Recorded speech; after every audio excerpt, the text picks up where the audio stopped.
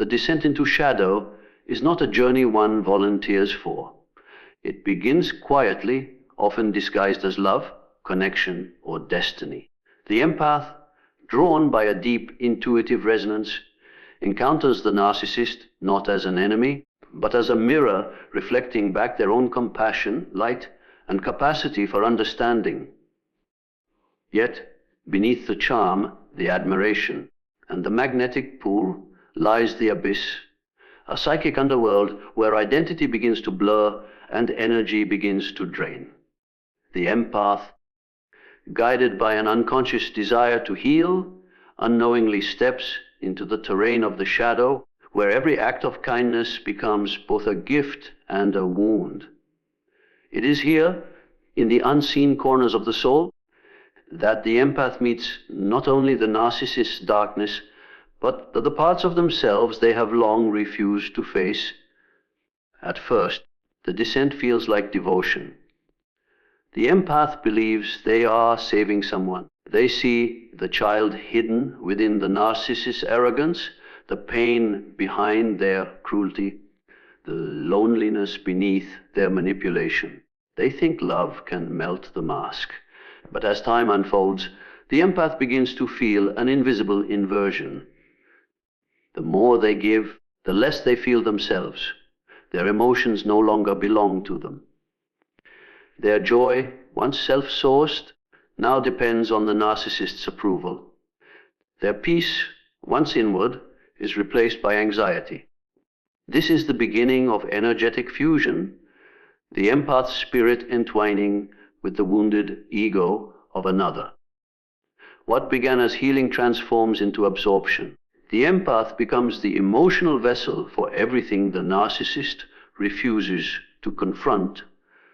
The descent deepens when the empath starts mistaking chaos for passion, emotional highs for connection, and pain for purpose. The narcissist world operates on cycles of idealization and devaluation, a psychological pendulum that keeps the empath disoriented and dependent. In moments of affection, the empath glimpses the person they fell in love with. In moments of withdrawal, they feel abandoned, desperate, confused. Each cycle carves deeper grooves of self-doubt. The empath begins to question their intuition, their worth, even their reality. They internalize the narcissist's projections, absorbing shame that was never theirs to carry. And yet they keep returning, convinced that more love, more understanding, more patience will finally awaken reciprocity. They don't yet realize they are descending into the narcissist's inner void, an emotional labyrinth designed to keep them trapped in perpetual giving. In this descent, the empath discovers a strange duality. They are both victim and volunteer. Something within them is magnetically drawn to the wound they recognize in the narcissist, because on a subconscious level, it mirrors their own. They are not addicted to the narcissist. They are addicted to the hope of redemption, the fantasy that love can rewrite another's trauma. But the narcissist is not seeking healing, they are seeking control. The empath's compassion becomes fuel. Their presence becomes the stage upon which the narcissist plays God. Every act of empathy becomes a form of surrender, and every boundary feels like betrayal. The empath, now entangled in psychological fog, begins to confuse empathy with obligation and suffering with depth. As the shadow deepens, the empath starts to lose fragments of their own essence. They no longer know where they end, and the narcissist begins. Their dreams reflect chaos. Their body begins to absorb tension that doesn't belong to them. Their intuition, once their greatest gift, becomes clouded. They feel heavy, haunted, and hollow, as if carrying someone else's emotions within their chest. This is the psychic cost of unguarded empathy, the bleeding of energetic boundaries. The empath's heart, wide open and unprotected, becomes both sanctuary and battlefield. And in that silent war, their spirit begins to whisper that something sacred is being sacrificed, but the descent is not without purpose. It is initiation disguised as suffering. Through the narcissist's darkness, the empath is being invited to see their own shadow, the hidden hunger to be needed, the unconscious belief that love must be earned, the quiet fear of abandonment that compels them to overgive. The narcissist, in their dysfunction, becomes the mirror that exposes the empath's unhealed wounds. What the empath perceives as betrayal is also revelation. The darkness they absorb is not only the narcissist's, it is a reflection of their own denied pain. The descent, then, becomes an alchemical process, an inward purification through confrontation. In this sacred underworld, the empath learns that compassion without boundaries becomes self-erasure. They begin to sense that the shadow they've entered is not external, but internal. That every toxic exchange is also an echo of an old emotional wound asking to be seen. The empath's exhaustion is not merely from the narcissist's demands, but from the weight of carrying unspoken truths. As they continue to descend, they realize the darkness is not here to destroy them, but to awaken them to their own power. It strips away illusion, identity, and attachment, forcing them to confront what remains when everything external is gone. The descent into shadow becomes the empath's awakening to sovereignty, a painful but sacred unraveling that prepares them to rise again, no longer as the absorber of pain, but as its transformer. The death of innocence arrives quietly, though it feels like a storm. For the empath, it begins when love no longer feels safe, when giving begins to achy, and when compassion becomes a wound instead of a bridge. There was once a purity in how the empath loved, an unguarded openness, a belief that if they simply gave more, understood deeper, forgave longer, they could awaken the goodness sleeping within others. This was the heart's sacred idealism, the belief that love could redeem anything.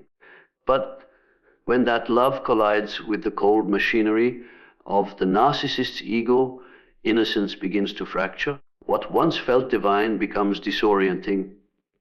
What once felt like destiny begins to taste like deception. The empath watches the person they trusted shift from angel to adversary, from warmth to withdrawal, and something inside them begins to die. It is not a physical death, but a psychological one.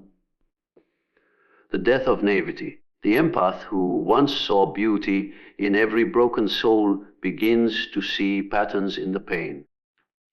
They start to understand that not everyone wants healing, that not every cry for help is genuine, that some people use vulnerability as a weapon. The death of innocence begins when empathy collides with manipulation and learns its limits. The empath's heart, once a sanctuary for others, becomes a battlefield of confusion. They begin to ask questions they never thought they would ask. How could someone who claimed to love me cause this much harm? How could I not see it coming? Where did I lose myself? These questions echo in the ruins of their idealism, dismantling every illusion that once defined their sense of love. The narcissist, in their hunger for validation, taught the empath a brutal truth, that love without discernment is self-betrayal. The empath had believed love meant enduring, sacrificing, and forgiving endlessly, but now they see that what they called devotion was often a form of denial. They had mistaken being needed for being loved, and being drained for being valuable. Each realization slices away a layer of innocence. The empath begins to see their own complicity in the cycle, how their need to be the healer, kept them bound to the wounded who refused to heal. This awareness feels cruel, but it is liberating. It burns away illusion, leaving raw truth in its place. In the early stages of this death, grief becomes the empath's silent companion. They grieve not only the relationship, but the version of themselves who believed so fiercely in goodness. They grieve the loss of simplicity, the world where intentions were pure and love was enough. Every betrayal, every manipulation, every discarded apology becomes a crack through which light and truth pour in. The empath realizes that their innocence was both their gift and their weakness. It was what made their love radiant, but it also made them blind. They now understand that innocence without awareness becomes vulnerability to exploitation. The death of innocence is, therefore, not destruction but initiation, the painful shedding of purity that lacked wisdom. As the empath walks through this death, their perception of love begins to evolve. They start to see love not as unconditional tolerance, but as reciprocal energy. Love, they learn, is not the act of saving someone drowning in their own darkness, but the choice to stay anchored in your own light. What dies in this stage is the fantasy that love can rescue everyone. The empath's soul begins to whisper that some forms of love are not meant to heal, but to awaken discernment. Every moment of deception becomes a mirror, every disappointment a teacher, every manipulation a message. The death of innocence teaches the empath that not everyone who seeks their light deserves it, and not every connection is sacred simply because it feels intense. In this inner death, the empath begins to detach from the roles they once played: the savior, the rescuer, the forgiver. They begin to reclaim their boundaries not as walls, but as temples of self-respect. Their heart becomes wiser, their intuition sharper. They begin to see that protecting their energy is not selfishness, it is self-preservation. The death of innocence transforms their compassion from blind generosity into conscious empathy. They no longer absorb pain in the name of love, they witness it with clarity. They no longer lose themselves in other stories, they remain rooted in their own. This transformation feels like losing everything familiar, yet it is the birth of something authentic. Through this death, the empath becomes more truthful with themselves. They stop romanticizing pain, they stop glorifying endurance, they stop believing that suffering is a measure of love's depth. They begin to honor their intuition over their idealism. What once felt like loss now becomes liberation from illusion. Their heart still loves deeply, but now it does so wisely. Their compassion remains vast, but now it has edges. Their trust, once automatic, must now be earned through alignment. The death of innocence dismantles every false belief about love that once led them into captivity. It strips away the illusions of the healer and replaces them with the wisdom of the survivor. In this space of inner death, the empath no longer seeks to fix others as a way to feel worthy. They begin to see that worth is not found in how much pain one can carry, but in how fiercely one can protect their own peace. They begin to understand that love is not proven through sacrifice, but through self-respect. This realization is not gentle, it is forged in the fire of disillusionment. The empath's innocence does not vanish, it transforms. It evolves from na vite into knowing, from blind faith into discernment, from self-abandonment into sovereignty.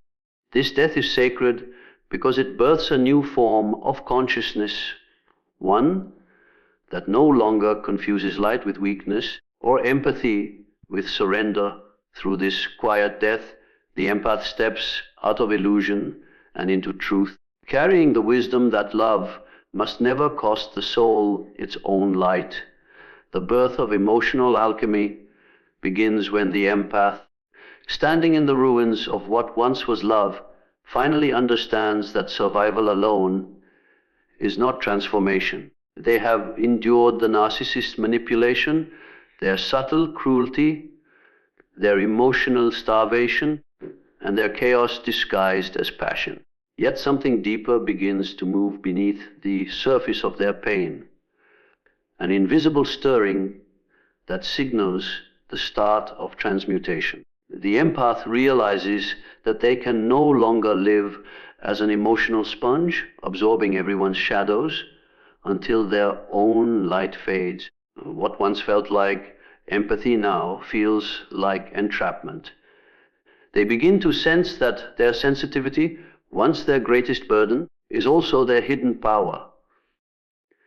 In the quiet aftermath of destruction, they begin to discover that pain can be refined into wisdom, that grief can become insight, and that emotional wounds can be transformed into sources of strength. This is the moment when emotional alchemy is born. At first, it does not come with clarity or control. It begins with confusion, the empath's nervous system still echoing the trauma of energetic invasion, their body still carrying emotions that are not their own. They feel everything more deeply than before, yet this time they begin to observe instead of absorb.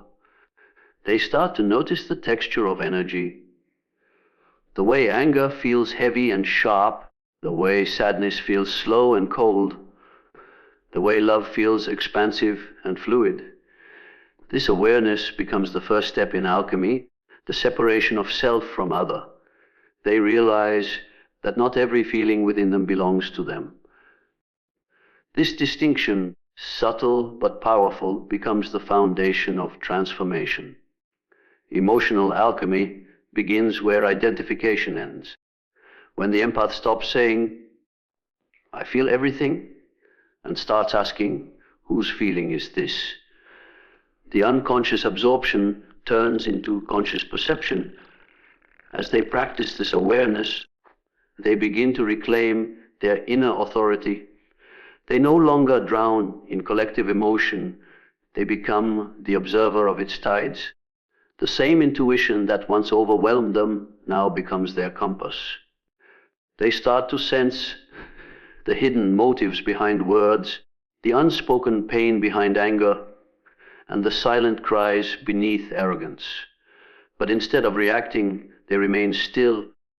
They begin to see energy rather than merge with it. This shift marks a sacred turning point. The empath's emotions evolve from chaotic reactions into refined instruments of perception. Emotional alchemy is not about numbing sensitivity, it is about transforming it into wisdom. The empath learns to channel what they feel, to let energy move through them without letting it possess them. What once flooded them with confusion now becomes the language of intuition. Through this process, the empath discovers that emotion itself is a form of energy, one that can be directed, cleansed, and reshaped. Pain, when held consciously, reveals its message. Anger, when honored, becomes a boundary in motion. Sadness, when fully felt, becomes surrender rather than defeat. The empath learns that emotions are not enemies, they are messengers carrying hidden truths. Each feeling becomes a tool in their spiritual laboratory. They begin to sense that by holding space for emotion instead of running from it, they can extract its essence. Awareness. The same sorrow that once broke them open now deepens their empathy. The same betrayal that once silenced them now sharpens their intuition. Through awareness, they begin to turn every wound into a teacher, every tear into a form of knowing. In emotional alchemy, the empath begins to work with energy consciously. They cleanse themselves through silence, nature, solitude, and stillness.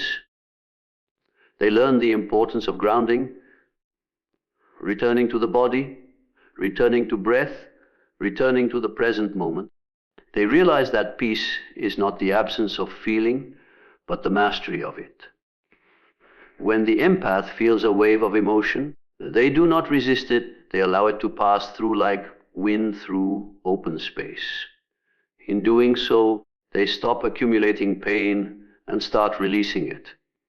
Every emotional storm becomes an initiation into deeper clarity. Every trigger becomes a chance to practice transformation. The empath's sensitivity, once a curse, becomes their sacred technology. Through this transformation, they begin to sense a new kind of strength. Not the strength that hardens, but the strength that flows. Their energy, once fragmented, becomes centered. Their boundaries, once rigid or non-existent, become living expressions of self-respect. They realize that to feel deeply does not mean to suffer endlessly. They learn that detachment is not coldness, but clarity. They can now love without losing themselves, help without being consumed, and listen without absorbing. They have transmuted emotional chaos into emotional intelligence. This intelligence is not intellectual, it is energetic. It allows them to navigate the unseen world of feelings with precision and grace. They no longer fear emotion because they understand its nature. Emotion is energy in motion, and they are the alchemist guiding its flow in this birth. The empath's heart no longer operates as an open wound, but as a sacred vessel. They hold compassion without attachment, understanding without absorption, love without self-erasure. Their aura, once porous, becomes luminous and self-contained. They are no longer overwhelmed by what others carry because they have learned the secret of transformation, that what enters the heart can be purified by awareness. They begin to radiate calm in chaos, light in conflict, presence in confusion. People still feel drawn to them, but now their energy does not drain, it balances. The empath who once mirrored pain now mirrors consciousness. They have become an alchemist of emotion, transmuting darkness into light not through denial, but through understanding. The birth of emotional alchemy is the moment when sensitivity evolves into mastery, and love learns how to protect its own flame even while illuminating the world. The emergence of sovereignty begins in silence. Not the silence of peace, but the silence that follows collapse. The empath has already walked through the fire of emotional chaos, survived the illusions of love, and witnessed the ways their compassion was used as currency by those who could not love without control. There comes a point after such descent when something profound begins to awaken. It is not anger, though anger may have cleared the way. It is not bitterness, though bitterness may have burned the remains of naivety. What begins to rise is awareness, the realization that no one is coming to save them, that no one outside of themselves can define their worth or determine their peace. This awareness is the seed of sovereignty. It is the moment when the empath, once fragmented by others' expectations and projections, begins to reclaim the territory of their own being. Sovereignty is not isolation, it is alignment. It is the rediscovery of one's own center after being pulled in every emotional direction. The empath, who once dissolved into the needs and moods of others, begins to feel a new sense of internal authority. Their energy, once scattered across countless emotional attachments, begins to return home. They start to sense their own vibration as distinct, sacred, and self-sustaining. This return to self feels unfamiliar at first, even lonely. because the empath has been conditioned to define connection as merging. But now they begin to understand that true connection requires differentiation. The empath learns that to love without losing oneself is not detachment, it is maturity. Sovereignty teaches them that love rooted in freedom is more powerful than love rooted in fear. As they rise into this awareness, boundaries become sacred rituals. Where once boundaries felt like rejection or guilt, now they feel like clarity. The empath understands that saying no is an act of self-respect, not cruelty. Every boundary becomes a declaration: I am no longer available for the energy that diminishes me. They learn that sovereignty is not about shutting others out, but about allowing only what aligns with truth to enter. The empath's energy field, once porous and reactive, becomes intentional and discerning. They no longer absorb every vibration they encounter because their energy is now anchored in awareness. Their empathy evolves from emotional fusion into conscious perception. They can sense pain in others without internalizing it, witness darkness without being swallowed by it. This is emotional maturity refined into energetic mastery. The empath's voice, once quiet and hesitant, begins to carry weight. For so long, they spoke in tones of peace to avoid conflict, softened their truth to protect others' comfort, and swallowed their intuition to preserve connection. But sovereignty demands authenticity. They begin to speak truth not to wound, but to liberate. Their words become clean, direct, and grounded in integrity. The empath learns that honesty, though it may disrupt illusions, is an act of love, especially toward the self. But the moment they stop apologizing for their truth, they reclaim their inner authority. They realize that self-betrayal in the name of harmony is the quietest form of self-destruction. Sovereignty emerges each time the empath chooses self-trust over external approval, inner knowing over manipulation, and authenticity over adaptation. In this state of emerging sovereignty, the empath's relationship with energy transforms completely. They no longer operate from scarcity, where love was something to earn, chase, or maintain through sacrifice. Now, love becomes an overflow of alignment. They give not to gain validation, but to express their wholeness. They are no longer addicted to being needed, because they have learned to be self-sustaining. Their compassion is no longer a currency, but a conscious choice. The empath learns that true service does not come from depletion. It comes from overflow. The more they nurture their own energy, the more they can offer from a place of fullness. Sovereignty teaches them that it is not selfish to prioritize self, it is sacred to do so. The empath's care for themselves becomes an offering to life itself. As they grow into this new consciousness, solitude becomes sanctuary instead of exile. The empath learns to enjoy their own presence, the stillness, the quiet, the vastness within. They begin to hear the subtle voice of intuition clearly again, unclouded by the noise of external validation. They rediscover the rhythm of their own essence, their natural pace, their true desires, their authentic boundaries. They stop confusing intensity with love and peace with boredom. Their nervous system, once wired to chaos, begins to recalibrate toward calm. Sovereignty redefines what safety means. Safety is no longer found in attachment, but in authenticity. The empath no longer needs permission to exist as they are. They become the authority of their own emotional reality, and that realization changes everything. Through the emergence of sovereignty, the empath's relationships transform as well. They begin to attract connections that resonate with mutual respect rather than emotional dependency. They recognize manipulation instantly, not with fear, but with clarity. They understand that not every soul that seeks their energy is meant to receive it.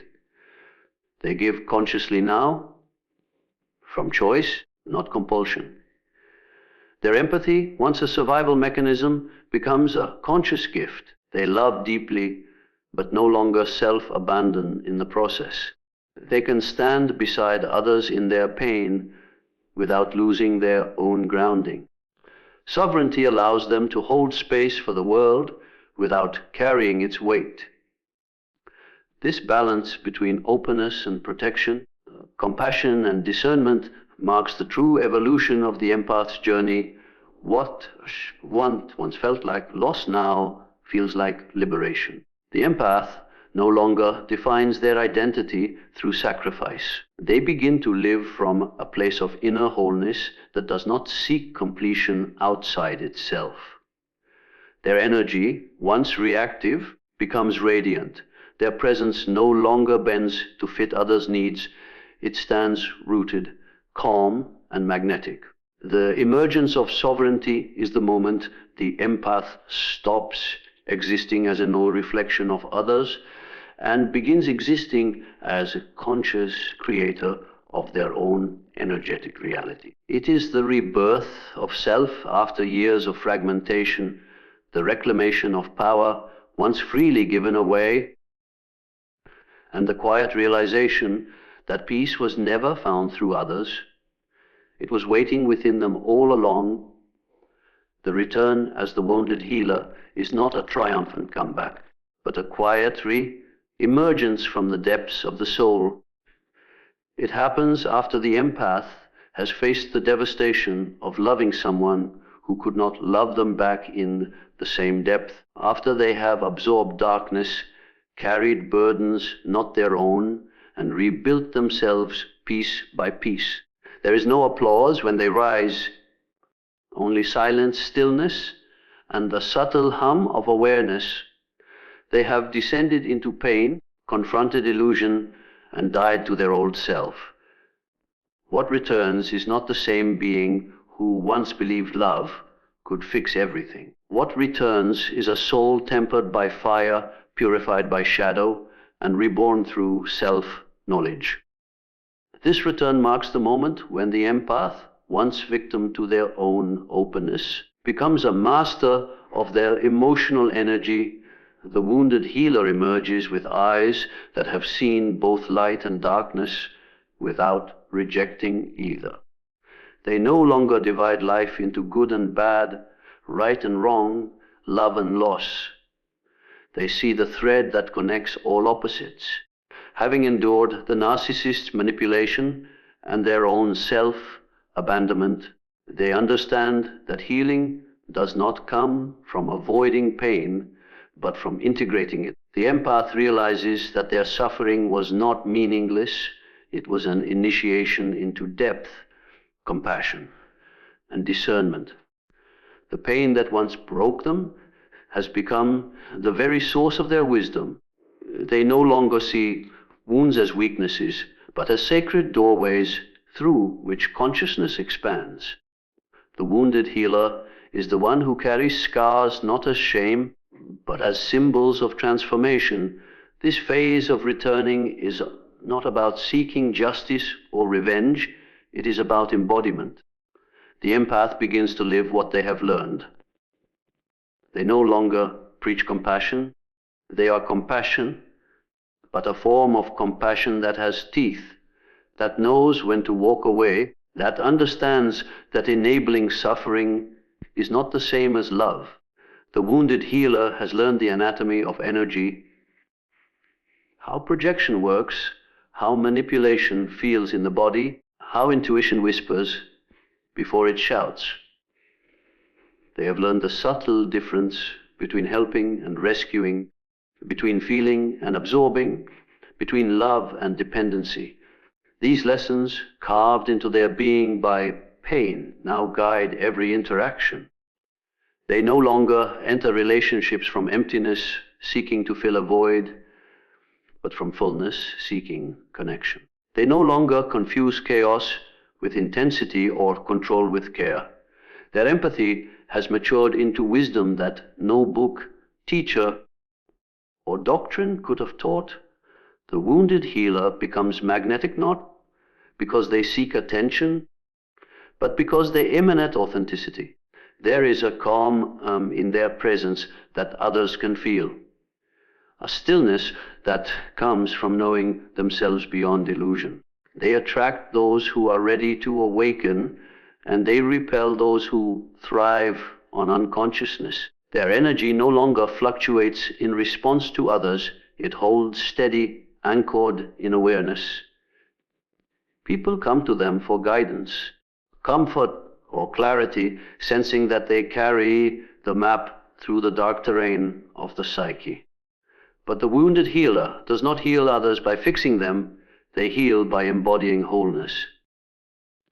Their presence itself becomes medicine.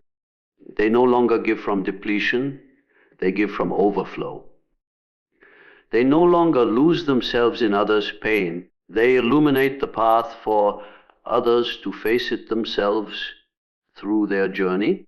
The empath turned healer learns that true healing is not about erasing wounds, but transforming their meaning. They realize that pain transmuted into understanding becomes power. They have felt abandonment and betrayal, and so they know how to hold space for others' grief without judgment. They have known confusion and gaslighting, and so they teach others how to trust their own perception. They have walked through self, doubt and despair, and so they model resilience. Their empathy has become multidimensional, not a soft sentimentality, but a fierce clarity that sees beyond appearances. They understand that everyone carries their own unconscious shadows, and they choose to meet others with compassion rather than projection. Their wounds have become portals through which universal wisdom flows. In this return, the wounded healer also learns to live gently with themselves. They stop demanding perfection from their healing. They know there will still be days of sadness, moments of fatigue, echoes of old triggers. And that is no longer failure. It is the rhythm of being human. They honor their limits and rest when needed. They no longer measure progress by external peace, but by internal alignment. Their heart, once fragmented by giving too much, now beats in rhythm with truth. They understand that healing is not a destination, but a continuous unfolding. Each new layer of awareness reveals deeper compassion, deeper understanding, deeper presence. They no longer chase light, they embody it through integration of shadow. The wounded healer also redefines what power means. Power is no longer dominance, control, or emotional superiority. It is presence, authenticity, and the ability to remain grounded in truth. They no longer need validation to feel seen because they have become the witness within. They no longer seek rescue because they have learned to self-soothe. The empathy that once led them to overextend now fuels discernment. They know where to give, where to hold, and where to let go. They have become their own protector, their own anchor, their own source of safety. Their inner world, once chaotic and porous, becomes a sacred sanctuary. In that sanctuary, love no longer means self-abandonment, it means truth in action. The wounded healer understands that every soul must meet its own pain to awaken, and so they hold space without interference. The return as the wounded healer marks the integration of opposites, strength and softness, wisdom and vulnerability, compassion and boundary. The empath no longer walks the world as a seeker of light, but as a bearer of it. They carry in their heart the memory of darkness, not as something to fear, but as something that shaped their strength. They no longer hide their sensitivity, they honor it as a divine instrument. Every scar becomes a story, every pain a prophecy, every tear a teacher. Through the long descent and the sacred rebuilding, the empath has become the wounded healer, one who can touch the pain of others without losing the light within themselves